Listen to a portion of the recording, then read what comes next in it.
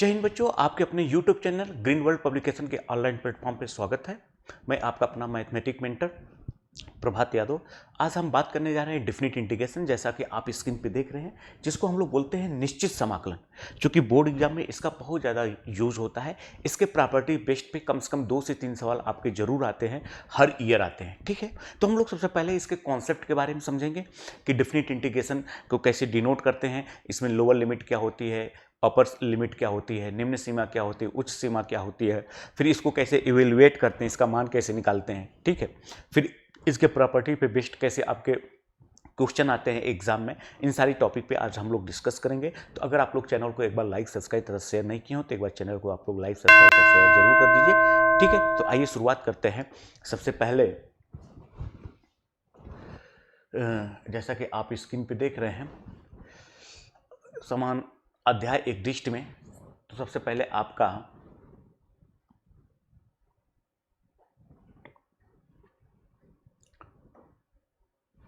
ठीक, चलिए अब देखिए क्या कह रहा है। समाकलन की आधारभूत प्रमेय, fundamental theorem of integrations, fundamental theorems of integration. देखिए प्रमेय फर्स्ट क्या कह रही है, तो आइए सबसे पहले थोड़ा सा हम लोग समझ लेते हैं। ये कह रहा है कि यदि एक फलन f अंतराल a से b क्लोज इंटरवल में सतत है, कंटिन्यूअस है, और a का ax क्षेत्रफल फलन हो, तो a डैश a बराबर a पर सभी x बिलोंग्स टू a पर, यानी कि f डैश a की जो वैल्यू होगी, यानी इसके क्षेत्रफल की जो वैल्यू होगी f डैश a, इसको हम लोग लिखेंगे fx से, और जहां पे x क्या होगा, क्लोज इंटरवल में a से b के बीच में लाई करेगा।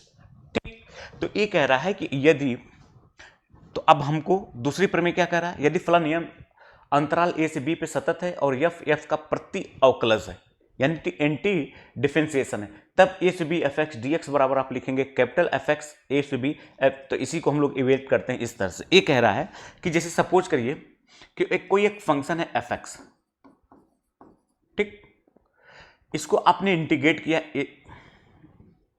और इसका इंटीग्रेशन आपका मान लीजिए कैपिटल fx प्लस c है। ठीक, कोई एक फंक्शन fx है,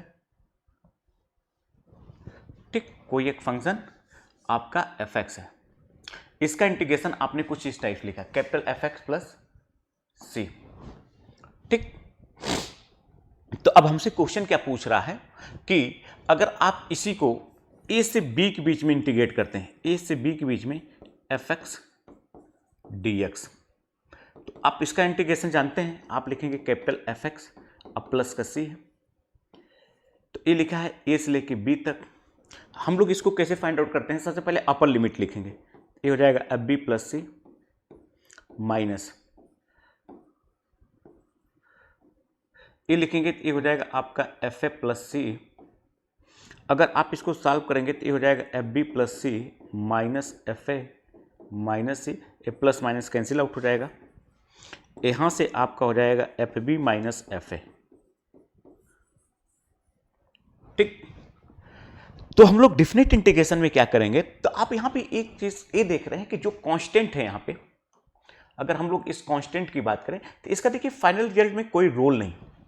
तो एक्चुअल में हम लोग डेफिनिट इंटीग्रेशन को क्या करेंगे कि अगर डेफिनिट इंटीग्रेशन को हम लोग डिनोट करते हैं कि जैसे मान लीजिए एक किसको फाइंड आउट करता है, एरिया को फाइंड आउट करता है, यानी कि क्षेत्रफल को। जैसे मान लीजिए कोई एक कर्व है, सपोज करिए कुछ इस टाइप का, ये आपका लिखा हुआ है यहां से x बराबर a, और a लिखा है आपका यहां से x बराबर b। हमको a वैल्यू फाइंड आउट करनी, ये लिखा है आपका y बराबर fx। ठीक, तो हम लोग इसको कैसे निकालेंगे, हम लोग इसको निकालेंगे कि a से b के बीच में इसको आप इंटीग्रेट कर दीजिए, तो आपको एक फिक्स वैल्यू मिलेगी, और फिक्स वैल्यू क्या होगी, यही।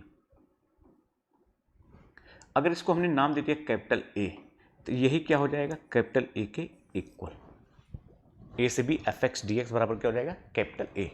तो जो यहाँ की लोअर लिमिट है इसको हम लोग डिनोट करते हैं स्मॉल एक्स बराबर, और इसको हम लोग डिनोट करते हैं स्मॉल एक्स बराबर, दोनों को। ठीक, क्यों, क्योंकि ए बी एक्स का फंक्शन है, आप एक्स के रेस्पेक्ट में इसको क्या कर रहे हैं, समाकलन कर रहे हैं, इंटीग्रेट कर रहे हैं, कहाँ से कहाँ, एक्स बराबर ए से एक्स बराबर बी तक। तो आपको एक फिक्स, ये जो वैल्यू है एक फिक्स वैल्यू आएगी, इसलिए इसको हम लोग बोलते हैं डिफिनिट इंटीग्रेशन अर्थात निश्चित समाकलन।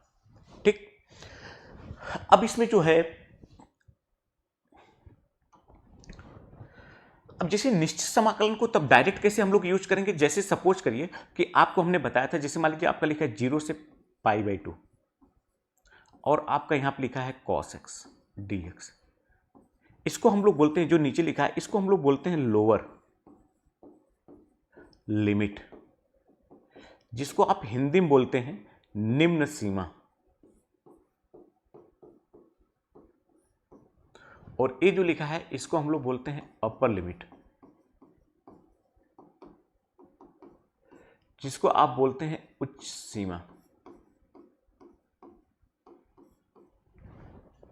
ठीक, या इसको दूसरे इन्फीरियर बोलते हैं, इन्फीरियर लिमिट, और इसको बोलते हैं सुपीरियर।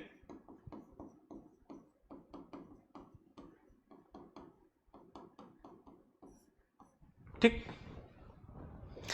तो इंटीग्रेशन ऑफ फ्रॉम 0 से π/2 cos x dx, तो cos का, तो आपको क्या करना पड़ेगा, सबसे पहले आप cos का इंटीग्रेशन निकालेंगे। cos का इंटीग्रेशन क्या होता है, आप कहेंगे sin x, और लिमिट कहां से लगेगा, 0 से π/2। अब इसको कैसे हम लोग कैलकुलेट करेंगे, तो सबसे पहले आप अपर वाली लिमिट रखेंगे, तो ये हो जाएगा sin π/2, फिर बीच में माइनस लगाएंगे, फिर आप लिखेंगे लोअर वाली लिमिट, sin π/2 की वैल्यू 1 माइनस sin 0 की वैल्यू 0, अब आ जाएगा 1। ये 1 एक क्या है, फाइनाइट नंबर,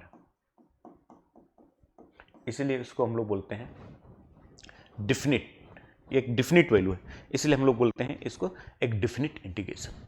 ठीक, चलिए आइए एक सिंपल सा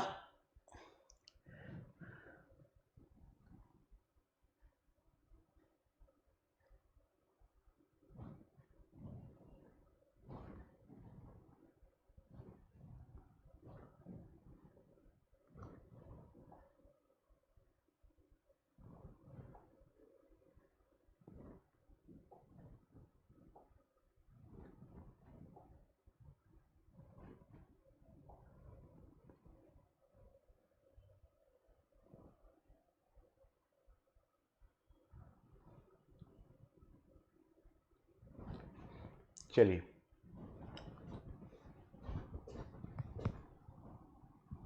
अब लिखा हुआ है कि निश्चित समाकलन की गणना करना, टू इवेल्युएट डिफिनिट इंटीग्रल। ठीक, तो इसके लिए आपको बताया है कि अगर a से b तक कोई फंक्शन fx, उसको dx की गणना करने के लिए इतनों को सबसे पहले आप क्या करेंगे, निकालेंगे, अर्थात पहले सबसे पहले इसको आप इंटीग्रेट करेंगे। ठीक, मान लीजिए सपोज करने के बाद इसको इंटीग्रेशन आपका fx प्लस एक कांस्टेंट c आया, तो एफ बी एफ ए का जो का मान ज्ञात करके f b minus f a की गणना करनी है, यही क्या हो जाएगा, इंटीग्रेशन ऑफ ए से b f x d x की वैल्यू। ठीक, अर्थात ये कह रहा है कि कोई भी फंक्शन है, जैसे मान लीजिए हमने सपोज की कि हमने लिखा tan x dx, हमने लिखा 2 से लेकर 3 के बीच में आप इसको इंटीग्रेट करना है। अब आपको फिक्स कर दिया गया है कहां से कहां तक इसको आपको इंटीग्रेट करना है, 2 से लेकर 3 तक ही। तो आप सबसे पहले tan का इंटीग्रेशन निकालेंगे। आप जानते हैं, हर बच्चा जानता है tan का इंटीग्रेशन क्या होता है, log sec x, जैसा कि हम अनिश्चित समाकलन में आपको बताएं, और प्लस कांस्टेंट लगा देते हैं। लेकिन जब लिमिट की बात रहेगी तो इसमें फिर कांस्टेंट का कोई मतलब नहीं रहता है, तो इसलिए हम लोग इस कांस्टेंट को यहां से हटा देंगे, सिर्फ इसका इंटीग्रेशन का ही यूज करेंगे। ठीक, चलिए तो ये हो जाएगा आपका log sec x, ये हो जाएगा 2 से 3 तक। अब इसको लिख सकते हैं आप log sec 3 minus log sec 2, यानी कि पहले आप अपर लिमिट रखेंगे, फिर बीच में माइनस लगाएंगे, उसके बाद आप क्या करेंगे, लोअर लिमिट। ठीक है, तो आपने यहां पे ये देखा कि निश्चित समाकलन को यानी डिफिनिट इंटीग्रेशन को कैसे हम लोग इसकी वैल्यू फाइंड आउट करते हैं, कैसे इसकी वैल्यू को हम लोग निकालते हैं, how to evaluate the definite integration या डिफिनिट इंटीग्रल। ठीक, चलिए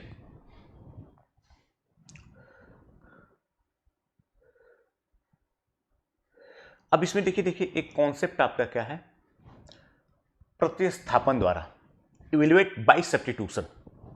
अब प्रतिस्थापन द्वारा निश्चित समाकलन को कैसे हम लोग फाइंड आउट करते हैं? प्रतिस्थापन द्वारा, ठीक। चलिए, इवेल्युएट बाय सब्स्टिट्यूशन, कह रहा ए से बी तक कोई एक फंक्शन एफ एक्स है, dx की गणना करने के लिए तो हम लोग क्या करेंगे, यहां पे एक कह रहा है अगर x बराबर आपने gt रखने पर dx बराबर g डैश t प्राप्त, यदि x बराबर a पे a बराबर क्या हो जाएगा, लोअर लिमिट gt1 और अपर लिमिट क्या हो जाएगा gt2, ठीक।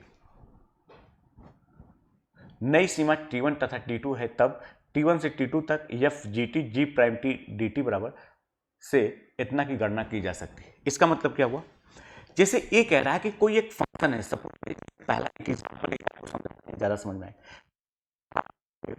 कि जिसे लिखा है 0 से π/2, आपने लिखा है यहां पे साइन, आपने यहां पे लिखा cos x इंटू आपने लिखा sin x dx। इसको हमको इवेल्युएट करना, इसकी वैल्यू निकालना, क्या, इंटीग्रेशन ऑफ 0 से π/2 sine cos x into sine x dx, ठीक। चलिए,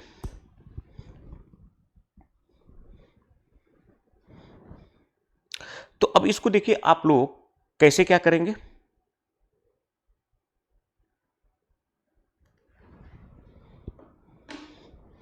चलिए, तो इसके लिए आपको क्या करना पड़ेगा, अब देखिए डायरेक्ट आप इसको इंटीग्रेट नहीं कर सकते,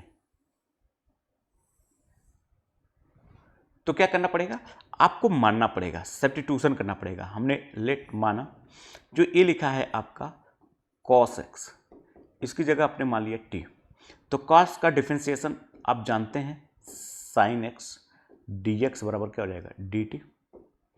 यहां से आप लिख सकते हैं sin x dx बराबर माइनस का dt, ठीक।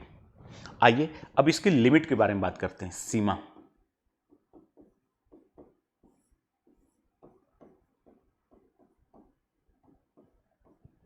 देखिए जब आप इसमें जब x बराबर आप 0, ये क्या हो गया x बराबर 0 से ये लिखा है x बराबर π/2, जब इसमें आप x बराबर 0 पुट करेंगे कहां पे, t बराबर आपका लिखा है cos x, तो ये हो जाएगा आपका t बराबर cos 0 और cos 0 को मान जानते हैं आप 1। जब आप इसमें x बराबर π/2 पुट करेंगे तो यहां से आपको t बराबर हो जाएगा cos π/2 और cos π/2 का मान क्या होता है 0। तो देखिए अब ये फंक्शन जो हो जाएगा आपका -1 से लेके 0 तक, ये हो जाएगा साइन t dt। देखिए अब साइन x dx की जगह माइनस dt रख देंगे और इसकी जगह अपने t माना है। अच्छा अब चाहें तो अगर ये माइनस ये है पहले, अब साइन का इंटीग्रेशन आप जानते हैं क्या होता है, या माइनस को अंदर लेते आइए, ये हो जाएगा 1 से लेके 0 तक minus sine t d t. Sine आप जानते हैं साइन टी का, ये हो जाएगा आप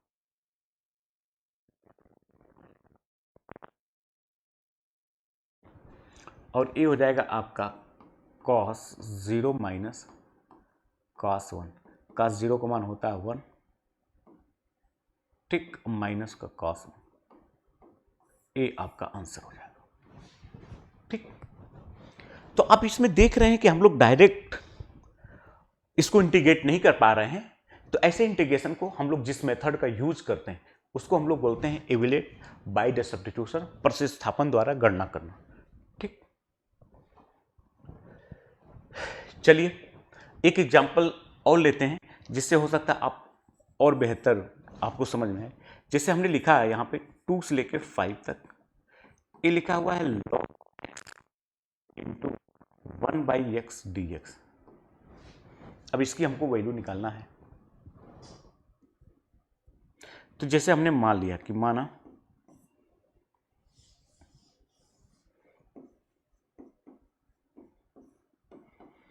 log x बराबर आपने मान लिया t, तो आप इसको डिफरेंशिएट करेंगे dy dx of log x base e है, इधर भी हो जाएगा dt by T, dt by D x.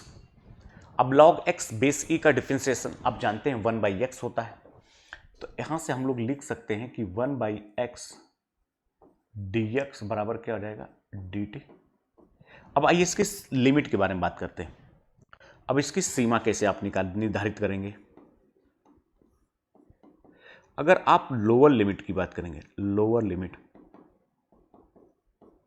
तो इसमें अगर आप पुट करेंगे x बराबर 2, तो आपको t बराबर मिल जाएगा log 2, एंड और अगर x बराबर आप 3 पुट करेंगे तो ये अपर लिमिट मिल जाएगा आपको log 3। तो देखिए अब यहाँ से ये आपकी, तो अब ये चेंज होकर क्या हो जाएगा आपका, आप कहेंगे सर ये हो जाएगा log 2 से log 3, 80 dt, log t बराबर log x बराबर आपने t माना है, और x dx की जगह क्या हो जाएगा, यानी कि इसका क्या हो जाएगा, आप यहां से कहेंगे यानी ये, ठीक। चलिए t का इंटीग्रेशन आप जानते हैं ये होता है टी स्क्वायर बाई 2। हम लोग अब इसमें कांस्टेंट नहीं लगाएंगे, क्योंकि कांस्टेंट कैंसिल आउट हो जाएगा तो फालतू का स्पेस घेरेगा, उसका कोई मतलब नहीं। तो एक बार आप अपर लिमिट रखेंगे 1 बाई 2 कॉन्स्टेंट बाहर हो जाएगा, ये हो जाएगा log 3 का होल स्क्वायर माइनस ये हो जाएगा log 2 का होल स्क्वायर, और इसी को आप बराबर लिख सकते हैं 1 बाई 2, चाहे तो इसका आप फैक्टर कर सकते हैं तो log 3 प्लस log 2, और यहां हो जाएगा log 3 माइनस log 2, ये हो जाएगा log की प्रॉपर्टी log 6 इंटू ये हो जाएगा log 3 बाई 2, ठीक। तो इस तरह से आप देख रहे हैं कि ये आपका इस तरह से इंटीग्रेशन बाय सब्स्टिट्यूशन, प्रतिस्थापन विधि द्वारा आप इजी तरीके से इसको फाइंड आउट कर लेंगे, ठीक। चलिए आइए property of definite integral, properties of definite integral, निश्चित समाकलन के गुण। तो प्रॉपर्टी सबसे पहले क्या कहती है कि अगर a से b तक कोई फंक्शन को आप इंटीग्रेट करते हैं x के रेस्पेक्ट में, अगर आप किसी दूसरे वेरिएबल t के रेस्पेक्ट में इंटीग्रेट करते हैं तो इसकी वैल्यू कोई प्रभाव नहीं पड़ेगा। मतलब इसका मतलब ये है कि जैसे हमने आपको इंटीग्रेट किया, जैसे मान लीजिए 0 से लेकर 1 तक x dx, तो वही बात होगी 0 से 1 तक t dt, ठीक। दूसरी प्रॉपर्टी क्या है कि सेकेंड, अगर a से b तक किसी फंक्शन को आपने इंटीग्रेट किया, अगर आप इसकी लिमिट को इंटरचेंज कर देंगे तो कुछ नहीं होगा, इसके आगे माइनस साइन आ जाए, तो माइनस b से a F x d x. मतलब ये है कि जैसे हमने यहां पे इंटीग्रेट किया 0 से लेकर पाई बाई 4, और यहां पे हमने लिखा साइन एक्स डी एक्स, आपने लिमिट को चेंज कर दिया, यानी कि पाई बाई 4 से आपने लिखा 0। तो जब लिमिट चेंज करेंगे तो इसके वैल्यू कोई प्रभाव नहीं पड़ेगा, बस इसके आगे आपको माइनस साइन लगाना पड़ेगा, ठीक। प्रॉपर्टी सेकंड क्या कह रहा है कि a से b तक एफ एक्स डी एक्स को आपने इंटीग्रेट किया, तो अगर ये बीच में कोई फंक्शन एफ एक्स है, यानी कोई फंक्शन एफ एक्स है आपका, एक फंक्शन कुछ इस टाइप का,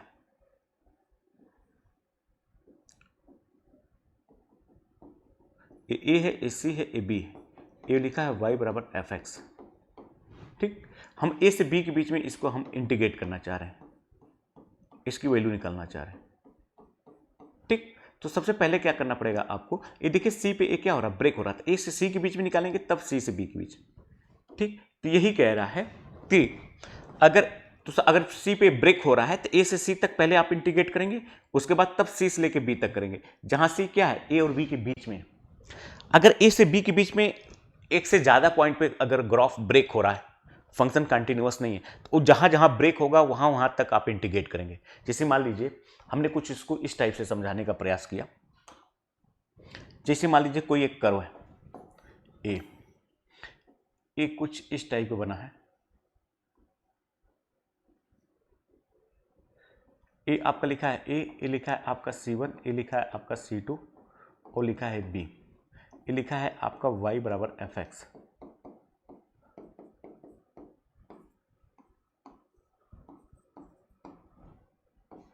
ठीक, अगर आपको a से b के बीच में इसको इंटीग्रेट करना है तो सबसे पहले a से c1 के बीच में आप इंटीग्रेट करेंगे, फिर c1 से c2 के बीच में करेंगे, फिर c2 से b के बीच में इसको इंटीग्रेट करेंगे।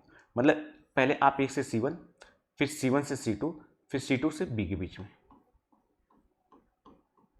आप इंटीग्रेट करेंगे। ठीक, ये प्रॉपर्टी जो थर्ड लिखा है बहुत इंपॉर्टेंट है, इससे बहुत सारे क्वेश्चन आपके बोर्ड में भी पूछता है और कंपटीशन में भी पूछता है।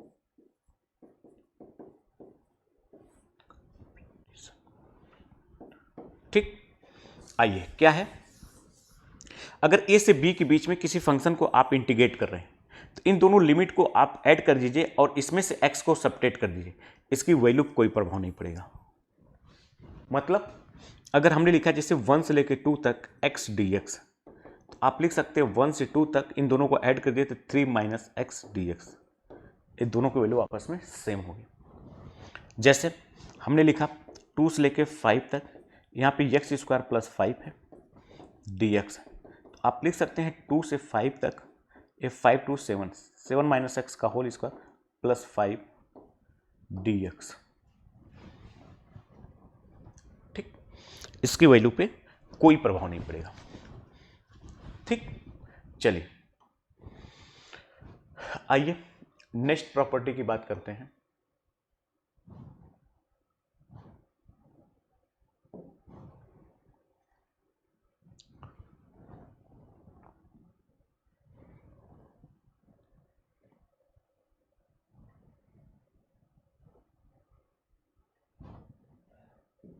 आइए, जैसा कि आप यहां पे देख रहे हैं प्रॉपर्टी 4, देखिए प्रॉपर्टी 4 क्या कह रहा है, अगर 0 से a के बीच में किसी फंक्शन f x को आप इंटीग्रेट कर रहे हैं तो आप a में से x को सब्ट्रैक्ट करने के बाद आप इंटीग्रेट करेंगे, वैल्यू वही आएगी। मतलब जैसे हमने a लिखा कि जिसे 0 से π/2 लिखा है, आपका यहां पे लिखा है sin x dx, तो π/2 में से आप x को सब्ट्रैक्ट कर दीजिए,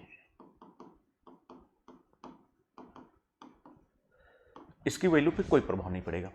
ठीक, ये बड़ी इंपॉर्टेंट प्रॉपर्टियां हैं, इधर का खास करके इससे बोर्ड में एकदम फिक्स है, और इससे बोर्ड के बाद जब आप कंपटीशन की तैयारी करते हैं जैसे एनडीए, आईआईटी, सीयूटी, किसी भी कंपटीशन की आप तैयारी करते हैं तो उसमें इस सारी प्रॉपर्टी का बहुत ज़्यादा यूज होता है, इसलिए इसको बहुत ध्यान से पढ़ने की जरूरत है। अगर कह रहा कि प्रॉपर्टी 5 क्या कह रहा है, अगर 0 से 2a के बीच में किसी फंक्शन को आप इंटीग्रेट कर रहे हैं तो आप 0 से a के बीच में उस फंक्शन को इंटीग्रेट करिए, फिर 0 से a के बीच में 2a में से x को घटा दीजिए, उसके बाद आप इंटीग्रेट करिए, इसके वैल्यू पे कोई प्रभाव नहीं पड़ेगा। मतलब जैसे हमने ये लिखा कि जीसी मान लीजिए 0 से हमने लिखा 3 तक, चलिए मान लीजिए हमने लिखा 0 से 2 तक, कोई भी एक फंक्शन जैसे हमने लिख दिया sin x dx, तो आप 0 से 1 तक आप लिख सकते हैं sin x dx प्लस 0 से 1 तक sin 2 माइनस एक्स dx,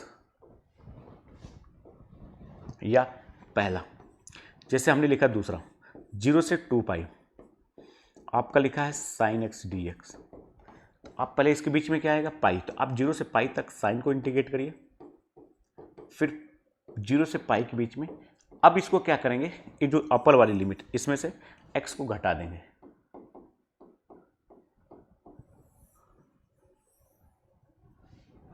इसकी वैल्यू पे कोई प्रभाव नहीं पड़ेगा। ठीक, तो ये भी बड़ी इंपॉर्टेंट प्रॉपर्टियां हैं, यहां की सारी प्रॉपर्टी बहुत इंपॉर्टेंट है। चलिए प्रॉपर्टी 6 के बारे में लोग डिस्कस करते हैं। कह रहा 0 से 2a के बीच में किसी function F x d x को अगर आप इंटीग्रेट करते हैं, 0 से 2a के बीच में एफ एक्स डी एक्स को अगर आप इंटीग्रेट करते हैं तो ये कह रहा है कि ये 2 टाइम्स 0 से एफ एक्स डी एक्स हो जाएगा अगर एफ 2a माइनस एक्स की वैल्यू किसके इक्वल है, एफ एक्स के इक्वल है। ठीक, इसका मतलब क्या है, जैसे हमने लिखा 0 से 2 पाई, अगर हमने लिखा cos x dx, तो आप लिख सकते हैं 2 टाइम्स 0 से pi cos x dx, because आप कहेंगे cos 2 pi minus x is equal to क्या लिखा है आपका cos x। ठीक, तो ये बड़ी इंपॉर्टेंट प्रॉपर्टी ये भी है। ठीक,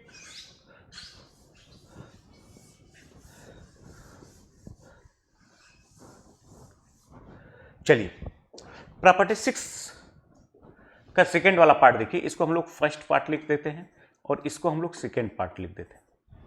एक आ रहा 0 से 2a fx dx, ये बराबर 0 हो जाएगा यदि if f 2a minus x बराबर माइनस का fx लिखा है। ये कह रहा है कि जैसे मान लीजिए कोई एक फंक्शन हमने लिखा है 0 से 2 पाई साइन एक्स dx, इसकी वैल्यू 0 हो जाएगी यदि ये लिखा है sine 2 pi minus x is equal to minus का sine x. Sine 2 pi minus x बराबर माइनस का साइन एक्स। अगर कोई फंक्शन है 2 पाई में से अगर उसको आप घटाते हैं, मतलब जो इसका यहां पे लिखा है इसमें से अगर x को घटाने के बाद माइनस पहले आ जाता है, तो इसका मतलब क्या होता है कि उस फंक्शन को आपको इंटीग्रेट करने की जरूरत नहीं, उसका आंसर डायरेक्ट आप 0 लिख सकते हैं। जैसे a है, इसका आंसर 0। जैसे हमने लिखा 0 से 2 पाई, हमने लिखा tan x dx, आप कहेंगे 0 क्यों? क्योंकि आपको पता है कि tan 2 पाई मतलब क्या, फोर्थ क्वाड्रेंट में से x को घटाएंगे तो क्या हो जाएगा, माइनस का tan x। जैसे हमने लिखा 0 से 2 पाई, हमने लिखा कोसेक x dx, तो आप कहेंगे इसका आंसर 0 होगा। क्यों? इसके पीछे लॉजिक क्या है? आप कहेंगे कि sir cosec 2 pi minus x बराबर क्या होता है, माइनस का कोसेक एक्स। ठीक, इसलिए इसका आंसर आप क्या लिखेंगे, 0 लिखेंगे। देखिए प्रॉपर्टी 7 जो लिखा है ये भी बड़ी इंपॉर्टेंट। इस 7 का फर्स्ट पार्ट मान लीजिए और ए सेकंड मान लीजिए।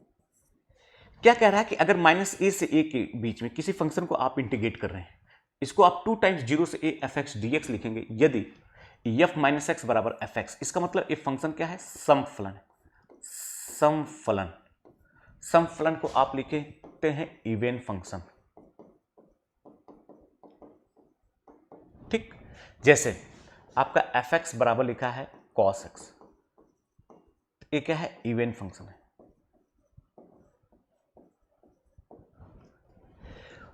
देखिए इसका सेकेंड पार्ट क्या है, अगर माइनस ए से ए के बीच में, ये लिखा है माइनस ए से ए के बीच में एफ एक्स डी एक्स, इसका मान 0 हो जाएगा यदि एफ माइनस एक्स बराबर माइनस, अर्थात जो फंक्शन यहां पे एफ एक्स लिखा है इसको हम लोग बोलेंगे ऑड फंक्शन, मतलब विषम फलन।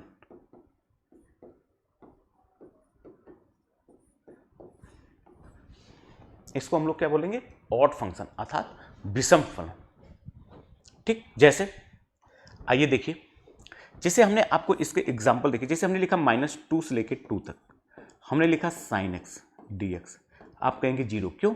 क्योंकि आप जानते हैं कि sine minus x is equal to हो जाएगा माइनस का साइन एक्स।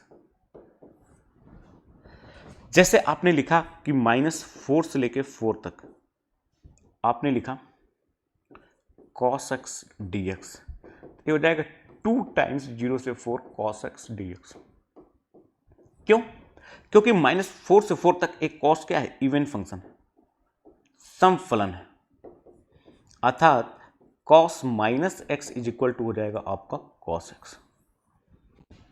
तो इसलिए इसकी वैल्यू 0 नहीं होगी, 2 टाइम्स 0 से जो अपर लिमिट है उस वहां तक आप इंटीग्रेट करेंगे। जैसे इसमें हमने लिखा -5 से 5 एक्स क्यूब डी एक्स, तो आप कहेंगे प्यारे बच्चों कि इसका आंसर 0 आएगा। क्यों? क्योंकि माइनस एक्स का whole cube is equal to क्या हो जाएगा, माइनस बाहर आ जाएगा इंटू एक्स का क्यूब बराबर हो जाएगा माइनस का एक्स क्यूब।